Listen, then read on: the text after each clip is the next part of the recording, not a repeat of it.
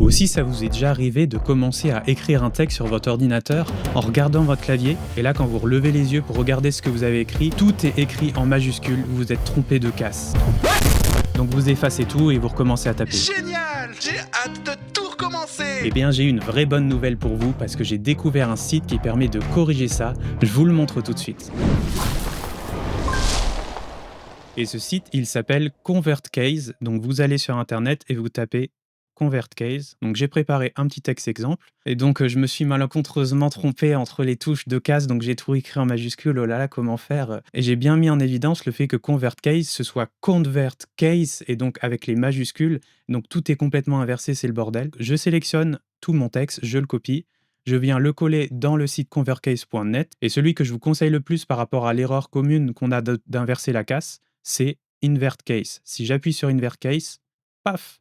Bonjour et bienvenue dans ce texte qui vous montre ConvertCase. Il a bien été corrigé en respectant la casse avec les majuscules. Par exemple, si vous utilisez des noms propres, c'est super pratique. Et il y a d'autres modes aussi sur ce site, mode phrase, où on enlève justement cette histoire de majuscules pour les noms propres, seulement des minuscules, seulement des majuscules. Mode capitalisé, chaque mot commence par une majuscule.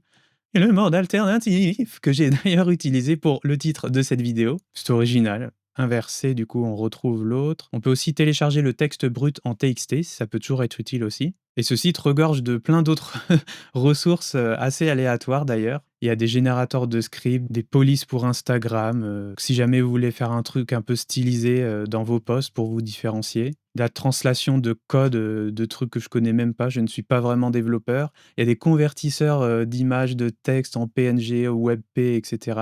Il y a des générateurs random de choix, par exemple, entre plusieurs options. Si vous avez du mal à faire des choix, vous les rentrez, il vous le dira, il vous choisira à votre place. Un générateur de mots aléatoire, janvier, voilà, ça c'est fait. Des ressources, différentes langues. Ah, c'est vrai que je ne l'ai pas mis en français, pardon.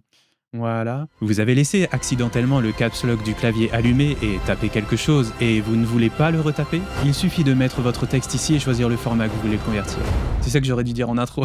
Il y a aussi des extensions de navigateur. Vous avez l'habitude de taper vos textes sur un navigateur, ça peut être très pratique pour le retrouver facilement. Une application iPhone, iPad, une application Android. Mais si jamais vous tapez votre texte sur Word ou sur votre boîte mail et que c'est pas pratique pour vous d'aller ouvrir un navigateur exprès, d'aller rechercher le site ConvertCase que vous avez mis en favori, etc. Si vous allez sur Microsoft Edge, il y a une petite astuce, c'est d'aller dans les 3 points ici là-haut, d'aller dans Applications et installer ConvertCase. C'est assez peu connu, mais le navigateur Microsoft Edge permet de convertir n'importe quel site web en une application que vous pouvez installer sur votre Windows. Évidemment, c'est disponible que sur Windows, pas sur Android et pas sur l'écosystème d'Apple. Mais si je viens cliquer sur Installer ConvertCase, qui est le site que j'ai actuellement ouvert dans l'onglet, hop, ça me met ça, installé, et voilà, j'ai une application ici en bas qui me permet de retrouver directement OK, donc épinglé, s'épingler, etc., autorisé. Et là, si jamais je ferme, et là je me retrouve sur ça, et je me dis mince, je me suis trompé, eh bien si je l'ai installé en tant qu'application, je peux venir en bas ici et chercher ConvertCase, telle une application, je l'ouvre, et ça y est, je peux travailler entre les deux, copier, coller, inverser, c'est celui que je vous conseille le plus. Hop, je recolle ma petite boîte texte dans l'autre sens, et c'est corrigé. Si vous appréciez ce genre d'outils et que vous êtes curieux d'en découvrir davantage, abonnez-vous à cette chaîne. Je vous partage plein d'astuces et d'outils que j'utilise personnellement pour faire du meilleur contenu tout en gagnant du temps au quotidien. Et allez voir dans la description de cette vidéo si vous voulez tout de suite découvrir d'autres outils de ce genre. Et en attendant, moi je vous dis à très bientôt dans la prochaine vidéo.